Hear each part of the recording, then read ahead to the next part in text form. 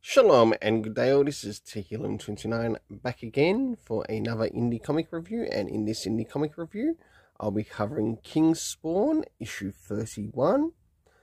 Starting off with first things first, does this cover in any way, shape or form connect to something that is happening inside of the story? In some essence it does, to which I give this cover a 7.5 out of 10. So now it's time to move into the area of the internal art as we have a look around the beginning, middle, and of course the end, and also what's happening story-wise with the characters. So as the story begins, we have someone who is basically being followed by Kingspawn or by Spawn, and we get to see what this character is doing. Now, as we start to approach around the middle of the story, we see that there are some other things happening behind the scenes in other places. And last but not least, towards the end of the story, to which we actually see Spawn himself, Al Simmons, basically carrying a big-ass sword, or a ninja-like sword, with him this time around. As he also confronts the person that we meet at the beginning of the story.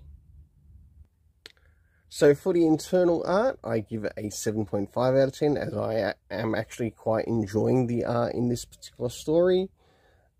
Next is the area of the story itself, and the area of the story rating, which is made up of, considering how far we are comic-wise, we do require comic references.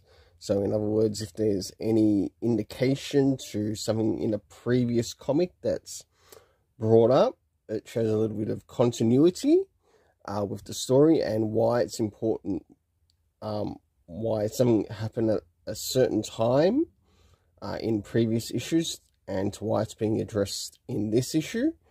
And in the area of comic references, we didn't get any at all. Next is the area of time, to which we had later being used. We had 1 week earlier, now being used to address the present, and then also being addressing the past. The locations that showed up in this story, or were brought up in this story, we had Elsewhere, which was elsewhere in, I think, the US, by the looks of things, because we also had the town of Jersey come up, and the key cast of characters being Spawn himself. For the overall story rating in this, I give a 7.5 out of 10. Until then, let's keep it colourful and have yourself an awesome day.